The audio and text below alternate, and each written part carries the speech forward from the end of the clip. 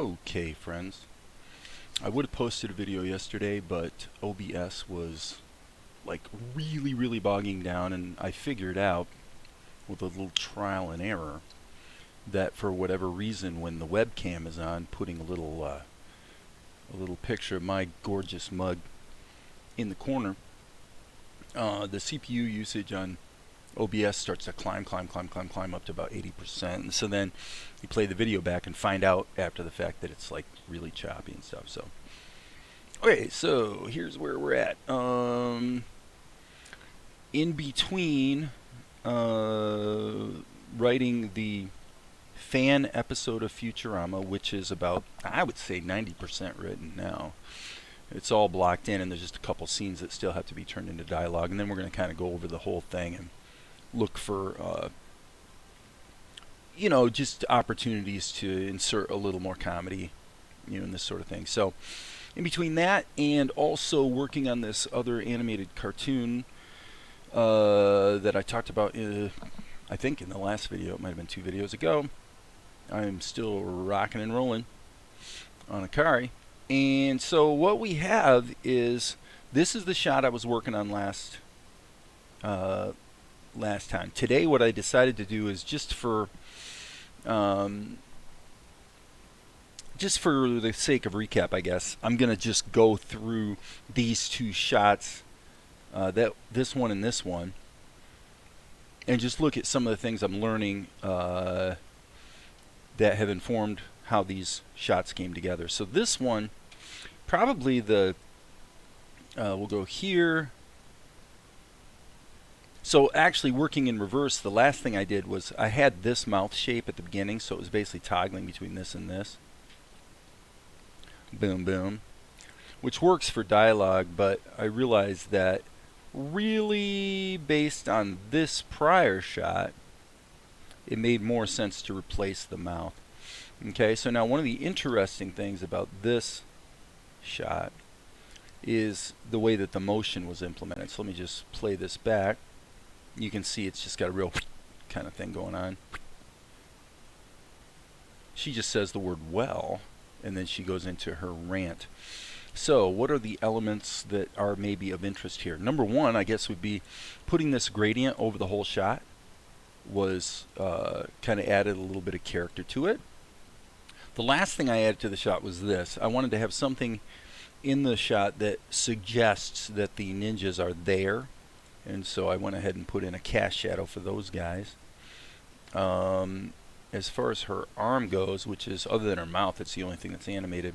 To get from this to this, all you have is that on 2s, just a blurred boom, and yeah, it works. Okay, so there's the mouth ink. As far as the background, kind of funny, I actually went through my old, a lot of these older background shots, and I thought, well, this might work. So I dragged it in, and I was actually kind of shocked that the perspective worked just fine. Right out of the gate, I didn't even have to really do anything with it. So there's that. And then the final thing was the cast shadow. Obviously, we got to ground her in the environment, and having the cast shadow means that we had to actually animate it because her arm position changes. And here you see the cast shadow of the sword. So that's got to be gotten rid of and placed more up here. You can't. It kind of fades into the background. I would say mostly because of the overlaid gradient. So without that gradient there, you've got zoom, right? Okay, and gosh, pretty much that's it for that shot. Now this one was a little more interesting and challenging. Let me see what I did here as far as, okay, well, I had a reference shot. I wonder if I can, actually, it might still be on the clipboard. Let me see. Yep. Okay, so I'm going to go ahead and just drag this up to the top. This is actually from the last episode of Food Wars, the final episode, and this is Erina Nakari. And I thought it was a really good example of the type of effect that I was going for. And so with that in mind, I went ahead and just flipped it just to get the right perspective. Now obviously they're different characters, different pose. I didn't see the value in like completely redoing this shot. However, I'm going to mute a few things here.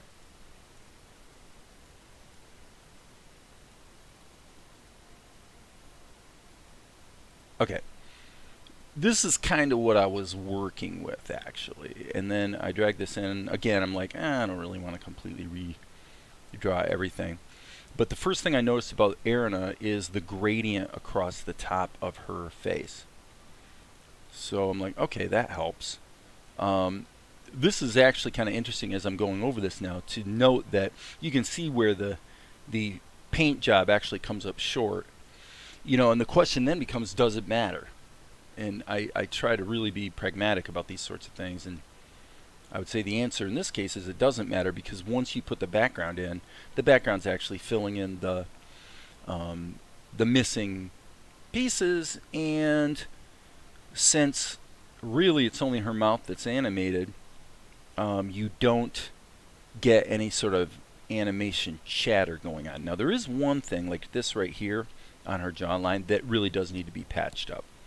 So let's continue to play with this. Now in the case of Erina Nakari, she's got bold lashes, obviously single lines, but they're basically bold lashes. What if let's go ahead and play with this. Let's go here. Let's go to black on this. And then I happen to have her eyebrows in a separate layer already. And since they don't move, why don't we use that layer to see if we can just sort of take and learn something from the Erina Nakari shot, right? That might add some character to Akari. Okay. So now I'm just chiseling back into this because it's a little, let's say, bolder than I actually wanted. I'm going to go like this and... Okay. Actually, let's go ahead and make it a little too much. Now one thing I'm wondering... See, this is one thing about this brush. This brush needs to be edited because it's not fully opaque, which is kind of stupid. Why would you ever want that? And by the way, I noticed that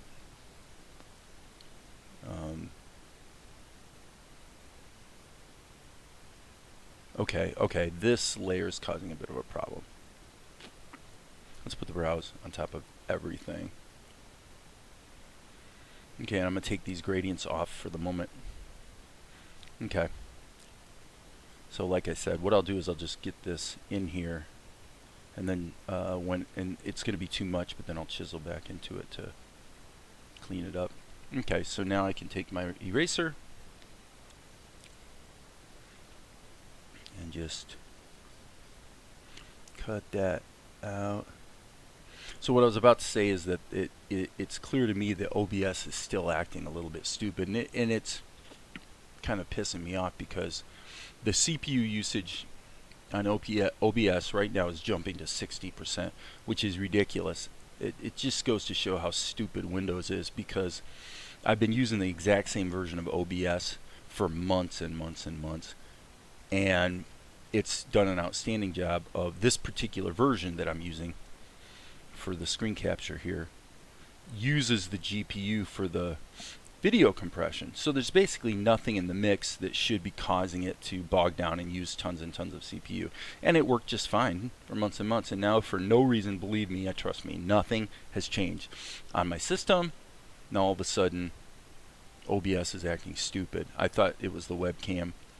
The CPU just peaked around 60%. I suspect when we play back this video, we're going to discover that there's stuff that there's going to be stuff that is playing back choppy. Okay, so now we have a bit of a problem here with the browse. Hopefully we won't have the choppiness problem, but we can solve the problem that I have this way. Let's just grab these guys and go Control X, Control V. Now what that did is in Krita, it put them on a different layer. So that's great. I can now dial those back a little bit. Actually, I don't need to dial them back. What I need to do is color them. Okay. If I turn down the opacity, which is what I meant by dial it back, then of course you can see the other stuff through it, which is clearly problematic. So let's go filter, adjust. Let's just do a hue saturation value adjustment. And I want to turn up the lightness a little bit. And probably we want to colorize them. Let's turn on the saturation a little bit. And then I'm just going to dial around until this feels like it's probably in a similar color zone to the browse. So that feels about right to me. Yeah, so they're not like jumping out and standing out too much. So there's that. Okay, so now the other thing I noticed on Arena, and by the way, I just want to see, okay, we'll get to that in a minute. Okay, is this scratchy, scratchy, scratchy stuff. Let's go ahead and try that, but first, let's address the gradient. Okay, the thing I want to say is that I just did a black to transparent gradient, so there's really nothing to it. But I found that a mix of an overlay and a multiply seemed to give me the effect I was after. I wanted the slightly richer saturation on the colors, and I also wanted the darkening, and the darkening layer sort of dials back that saturation a little bit. Okay, so these guys, let me grab these two layers and see what happens if we actually put these literally on top. Okay, that actually pulled them out of the group. I didn't mean to do that, so let's just do this the hard way. Okay. Yes, okay, that's what I was concerned about. So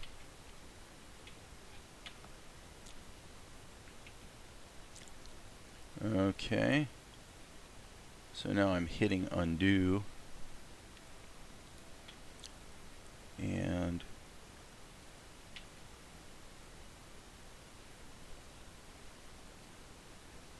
my bad, guys. Just sort of lost track of my steps a little bit.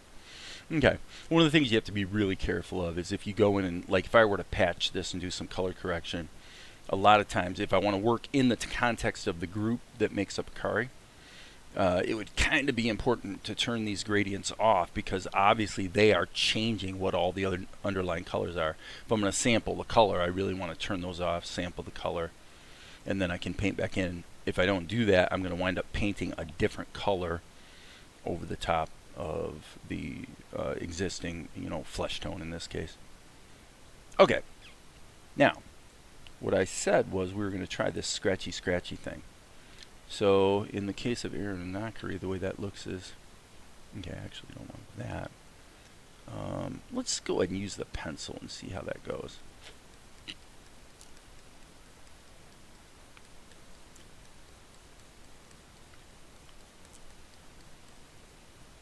Come on, baby.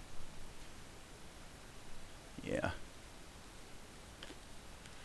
OBS is telling me it's using 60% CPU, which is just so ridiculous.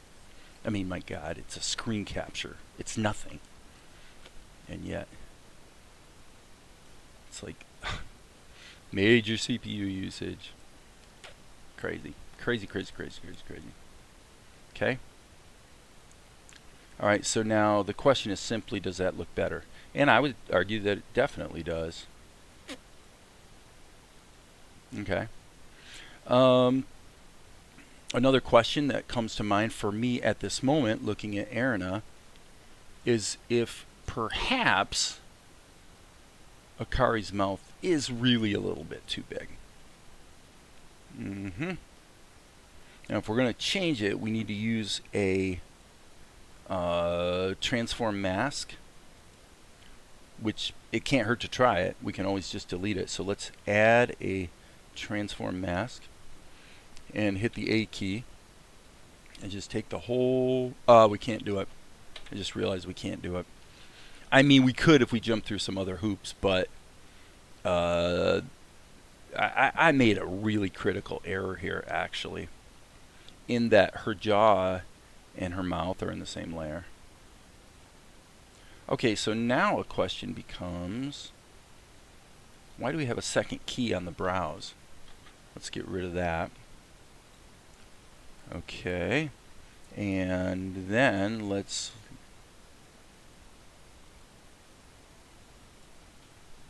okay. Okay, this is probably the single feature of Krita. It's feature, bug, whatever you want to call it. It's really not a bug. It's just a design choice. But it's probably the single thing about Krita that I find the most irritating in day-to-day practice, which is that if you select a layer in the timeline like this, select one of these different layers, it doesn't actually select it over here. You have to either do it here or you have to do it here. So, yeah, majorly irritating. Okay, here's the lashes, and for some reason there's a second key in the lashes. So my assumption would be the reason for that. Okay, that's interesting. Okay, the reason for that is because when I initially drew the lashes, I was not on frame 0. There, problem solved. Okay, but it appears that the color adjustment is destroyed. So what I'm going to do is I'm actually going to make an adjustment on the brows first, so they stand out a little bit more. Okay, and now we're going to take the lashes and do a similar-ish adjustment to just try to make them match. Let me just look. I think that's probably about right. We could go back. I don't know. I don't want to go any lighter, I don't think. So that seems to hit the sweet spot. I'm going to save that. Okay, so like I said, we're kind of looking at potential fixes here. Let's let it play. Okay, before we get to the fixes, let's look at the effects. Now the effects are pretty simple. There's basically only 2 frames, this and this. And as you can see, I found that it felt good on 5s. So it's interesting because the voiceover, or lip sync, whatever you want to say, is on 4s. So there's your key 2 through, well, actually it's on 3s, I'm sorry. 1, 2, 3, 4, 5, 6. So I'm actually not so sure that's wonderful. She is ranting fairly vociferously, so with that in mind, I guess a little faster than normal lip sync is not the end of the world. But as you can see, the effect is pretty cool, pretty simple. It's something you see all the time in anime. I'm digging it. Okay, so what's the problem then? Let's turn the effects off just to sort of get them out of our face. And now let's just go through and label layers so we're not like constantly forgetting what we have here. Scratches, brows. Now theoretically these could be unified together, but look, we're using 200 megabytes of memory. Why are we going to go ahead and merge these at this juncture if there's not a good reason to? It would make more sense to maybe group them. So if I hit Control G, that actually presented a problem. That's interesting. Let's hit let's hit Z. Okay. Oh, I see. I grabbed the wrong layer. Okay, and that's because this is not labeled. So this is backlight. And these are the ones I said I was going to put in a group. Just to, we'll call this touch-ups for lack of a better idea. Just because I want to make my timeline a little more concise. I wonder what happens if we group all of our lighting effects together. Let's see what happens. Yeah, that doesn't work. And I'm sure I can work around that and make that work, but I don't want to dink with it right now. So let's get to this. So now what we're going to do, see in the mouth, the basic, I can't talk. The basic issue we have right now is the height of stupidity, which is that her jaw, this whole section, and the mouth itself are in the same layer. Okay, and I have to say that was absolutely an error in judgment on my part. So how are we going to fix that? Well, the first thing I want to do is look at these keys and see if whatever problem exists can be fixed with a simple patch. Okay, so I'm going to call this mouth patch. Did I spell that right? I did. Amazing. So here's the only problem. It's actually on this frame.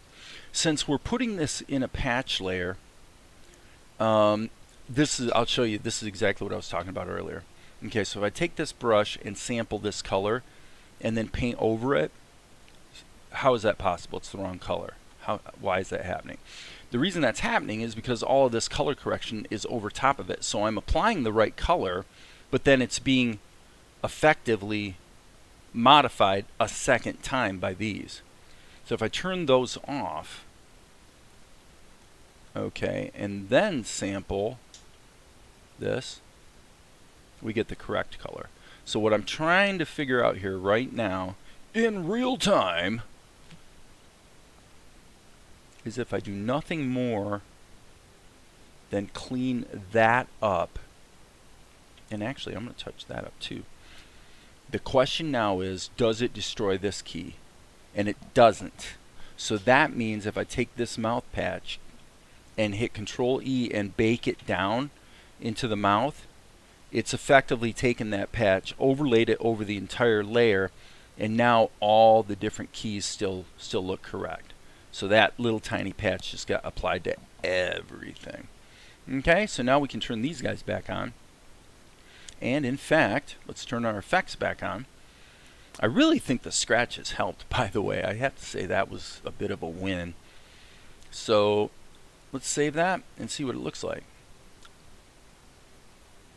Okay, there was a little bit of a glitch there at the beginning. Okay, so the only thing that's bugging me is these cheek lines are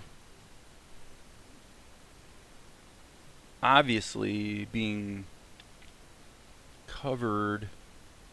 And honestly, I don't mind it here on what would be your left looking at the screen.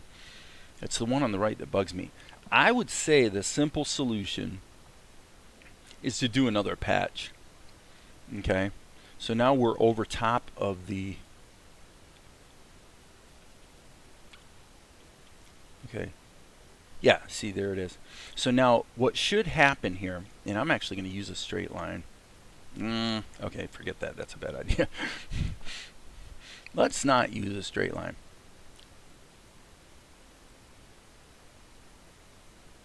This is going to be tricky. I got to zoom way in here so I can trace these lines. You'll see why if you don't see at the moment why I'm tracing these lines. You're going to find out in just a second. Okay, that one I didn't quite like. Okay, so what that did for me is it made it so that those extra lines are overlaying everything. Okay, and it doesn't quite work here. And okay. Whoops. I'm going to actually use the pencil, I think,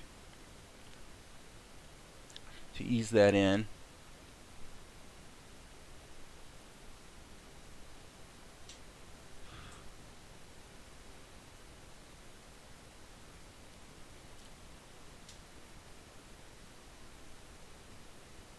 Yeah, it's a bit of a stupid thing to have to do.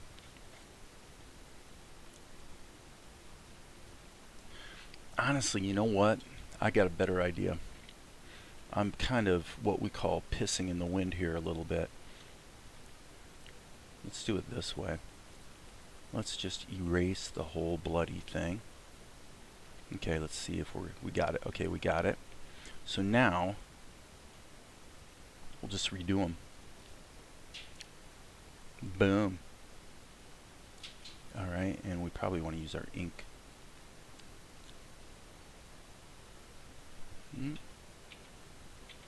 Okay, I'm gonna just kick this up. It's a little bit silly how delicately this is all having to be handled, but okay, cool. I think we're good.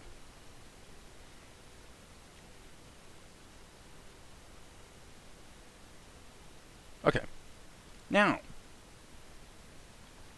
does the top of her mouth... see.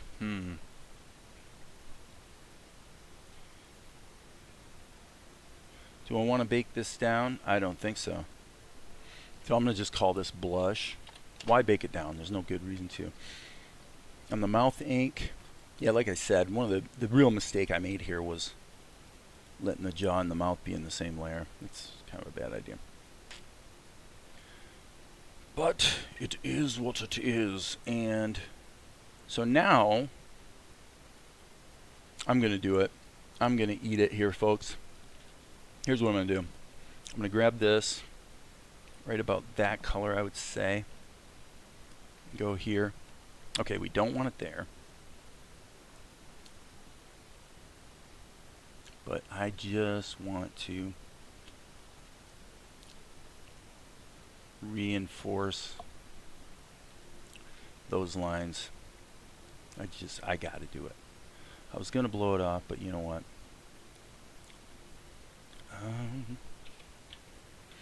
Let's do this.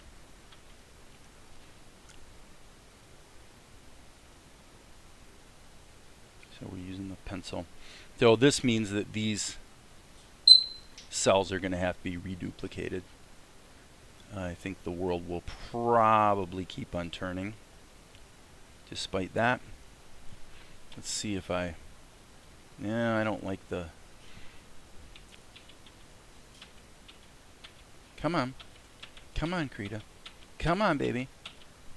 Let's see what happens if we stick a straight line in there.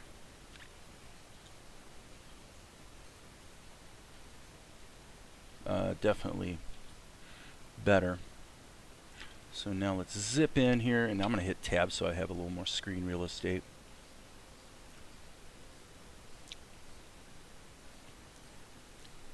Yeah, normally it would certainly be a goal to not have to do quite this many fixes. But another question now that's sort of introduced is, gee, if we're going to redo the mouth, should we follow the Aaron Anakri example and put a tongue in there if we're going to have to go ahead and duplicate all of these anyway? Well, here's what I'm going to do. I'm going to mute this, duplicate it, and in the copy we're going to make a few changes. Okay? And we're going to do some filtering, and the filtering is going to be... see, that's what I was talking about. Okay. I know what you're thinking. Dave, you can just do a mask. No, I'm going to do it this way. I'm going to do multiply and do a fill. Okay, that worked. So we're in the copy, and we're going to add that. Okay, now what we can do is... Actually, I guess we want this to be in normal mode now. So we're almost done here, folks.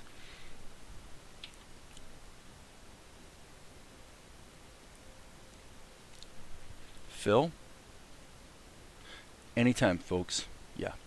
Anytime. Anytime. Okay, so now I'm going to mark kind of the positioning of the tongue. Okay. Okay, so now, boom. Yep. Not too shabby. We probably should be using the pen so that we get a slightly crisper line.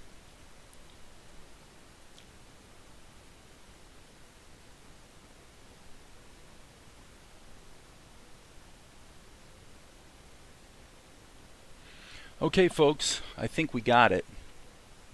Now the caveat being, this is a little sloppo on the top. Sloppo on the topo. Darn it. One little misstep and the whole world starts exploding. Okay, so now, much to my chagrin, what I need to do is copy, no, not into a different layer, you Doomkopf.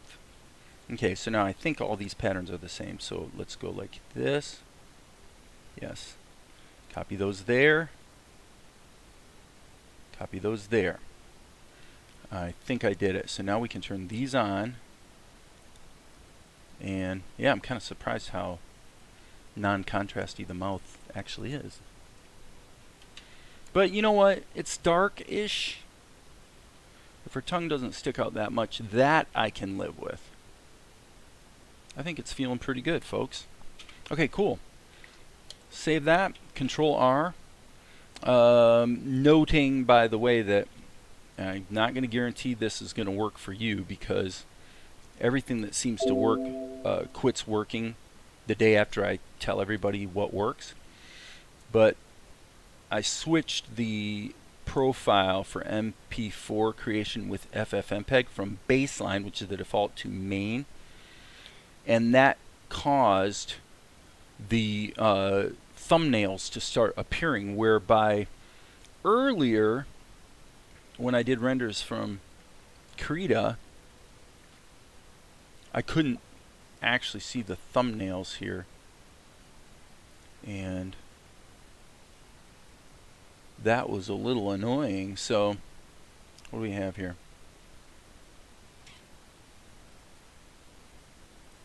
I'm not sure. Let me see what we got. We're on 30B. Okay, yeah, see, weird. This one just generated a thumbnail, but the previous shot didn't, so I don't know what the heck is going on with that. But let's go back to Blender, and what we want to do is save our work and reopen, and I think we're in good shape. Let's just see.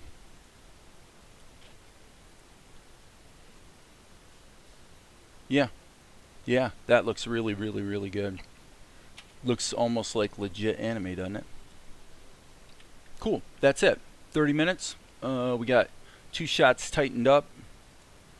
And as you guys know, there will be more later.